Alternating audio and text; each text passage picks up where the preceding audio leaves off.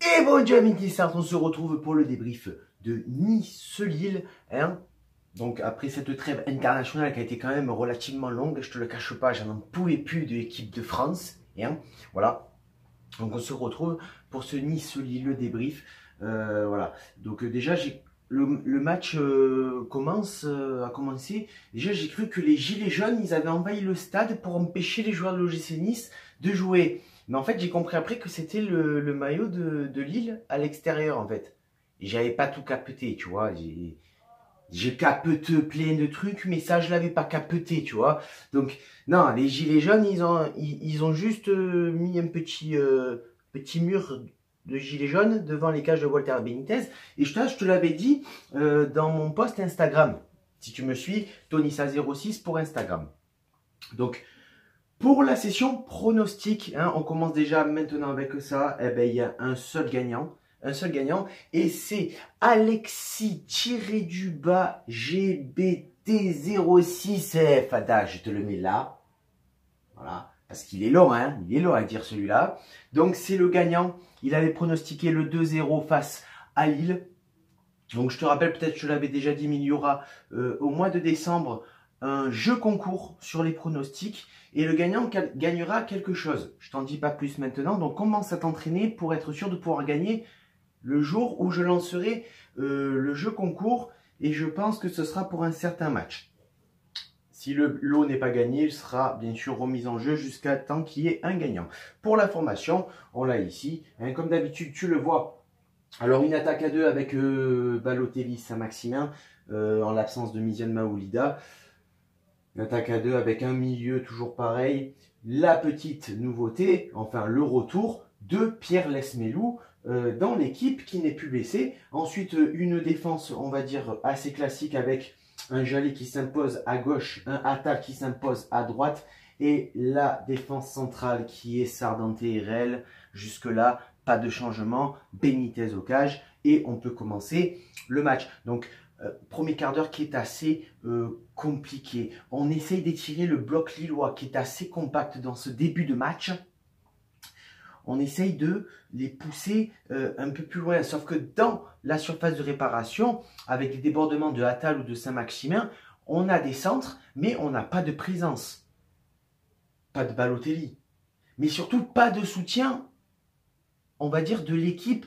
Ce qui est que le soutien de Cyprien, le soutien de Pierre Lesmelou, le soutien de Tamézé. Il n'y a personne dans la surface de réparation pour récupérer ces putains de ballons. Alors, on va dire qu'on a un peu la possession de balle, hein, les Lillois qui jouent en contre, et on a cette grande chance qu'ils ne sont pas très réalistes, et surtout, ils n'arrivent pas à percuter dès qu'ils rentrent dans la surface de réparation niçoise, de par peut-être des mauvais choix, hein, des mauvaises décisions au moment de jouer, mais surtout grâce à une excellente défense de l'OGC Nice. Je pense à Dante qui a été exceptionnel, je pense à Attal, Jallet, qui ont été exceptionnels au niveau défensif du côté niçois. Un peu plus tard, après le premier quart d'heure de jeu, les Lillois quand même récupèrent le ballon. Ils récupèrent le ballon. Ils utilisent beaucoup les transversales, les jeux longs pour essayer de trouver une solution et de percuter, mais toujours dans le dernier geste, la mauvaise décision, le mauvais choix qui permet à nos défenseurs niçois de nous dégager le ballon, ou qui permet tout simplement à l'action de mourir en 6 mètres. Jusque-là, on est bon. Et à la 25e minute, sur un contre, Mario Balotelli qui repique à l'intérieur dans les 20 mètres, qui fait un centre enroulé. Cyprien qui se jette, ouvre son plat du pied, ça fait 1-0. Il bat le gardien lillois, 1-0 pour l'OGC Nice. Et à partir de ce moment-là, on récupère le ballon. On récupère le ballon et surtout, on gagne au niveau de la bataille du milieu de terrain. Parce que cette première mi-temps, elle se joue là-dessus. La bataille de milieu de terrain. Et on arrive un peu plus à contenir les offensives des Lillois, ce qui fait que à partir du but jusqu'à la 45e minute, hein, plus les 3 minutes d'arrêt de jeu, on arrive à jouer un petit peu mieux et on arrive surtout à empêcher les Lillois de faire des bonnes contre-attaques et de tout simplement essayer de trouver une solution. Donc à la mi-temps, un Lille qui a été quand même en début de match assez dominateur, on va dire, mais par manque de finition, par manque de réalisme, ils n'ont pas réussi à trouver la solution. Et le but de Cyprien qui a libéré les Niçois et qui nous a permis de nous révéler un peu plus dans la bataille du milieu de terrain, surtout qu'à ce moment-là, on va dire à partir du but, il y a eu quand même beaucoup d'intensité au niveau du match, ce qui a amené cette bataille de milieu de terrain. On reprend la deuxième mi-temps et on voit une deuxième mi-temps quand même, en tout cas pour le début, pour ce qu'on montre dans le début de deuxième mi-temps, une mi-temps différente de la première. Pourquoi? Parce que les Lillois, qui quand même sont très compacts défensivement, empêchent un Saint-Maximin ou un Youssef Attal d'aller percuter en attaque. Ils contiennent les offensives niçoises, ce qui fait qu'on n'arrive pas à se procurer d'occasion, on va dire dans ce gros quart d'heure de deuxième mi-temps, ce premier gros quart d'heure de deuxième mi-temps,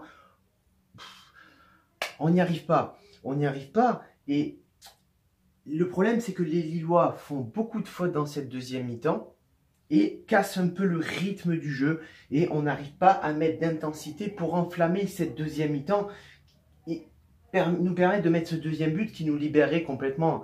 Et on ne va pas se le cacher parce que à 1-0 face à Lille, qui est une très bonne équipe en ce moment, nos amis lillois, qui est une très bonne équipe en ce moment, qui a quand même tenu 2-1 contre le PSG, on se dit à tout moment, en jouant en contre, ils peuvent nous la mettre. Ils peuvent nous mettre un but. Ça c'est clair, net et précis et on y pense.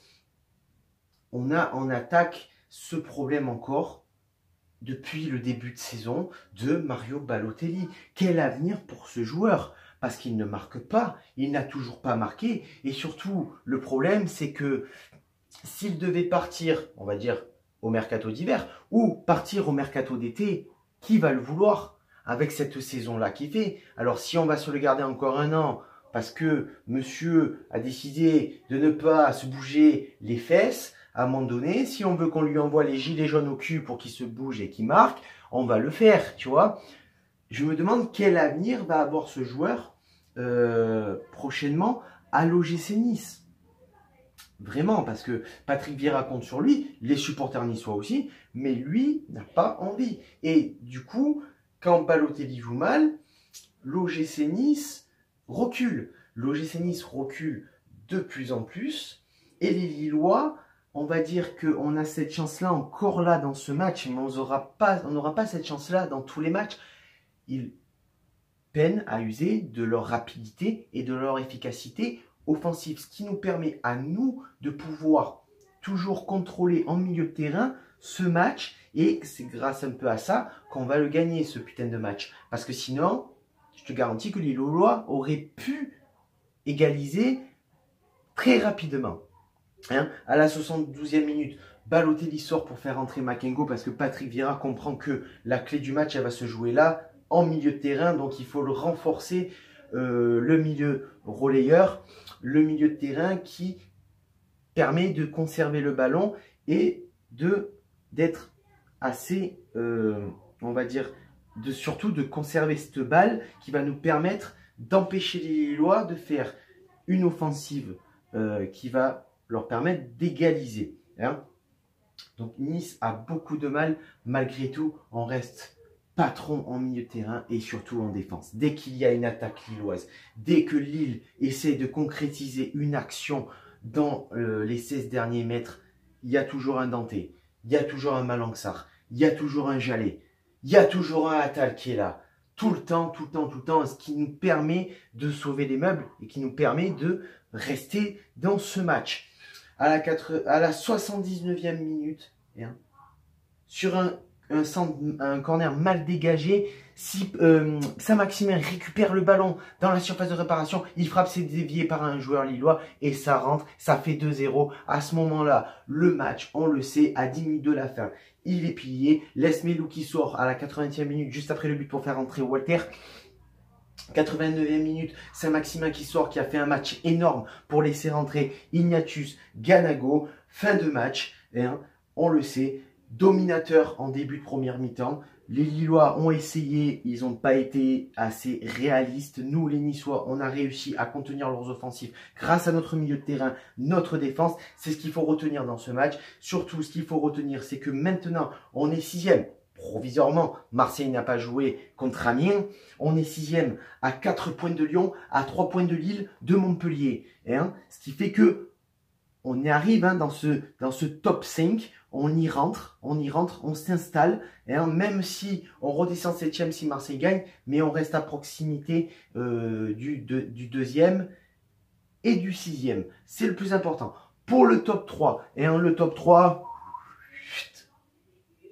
FH Passion, numéro 3 pour moi, Dante qui a été exceptionnel. Dante exceptionnel en défense, qui nous a sauvé plusieurs fois la mise. Donc pour moi, il mérite ce top 3. Numéro 2, enfin il revient, le retour, Cyprien. Cyprien numéro 2 dans ce top 3. Et bien sûr, parce qu'il a été exceptionnel en attaque, parce qu'il a apporté le danger, parce que par ses dribbles, c'est toujours le meilleur. Et parce qu'encore une fois, il marque un but, son 3e. C'est un Maximin, évidemment, qui a été encore exceptionnel. Alors, hors classement, bien sûr, évidemment, tu as Youssef Attal qui a été très bon. Benitez qui fait encore un clean sheet dans ce match. Je crois que c'est le 4e ou le 5e. Donc, et là, on va rentrer dans les derniers matchs de cette mi-saison. Et c'est des petites équipes à peu près. Mis à part, on va jouer Saint-Etienne, on va jouer Monaco. Sinon, le reste, c'est des points qu'on peut prendre très facilement.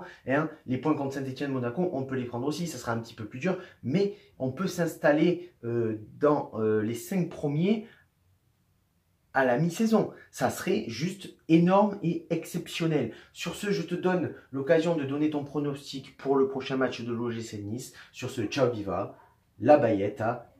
Et toi-même, tu le diras, la Bayetta.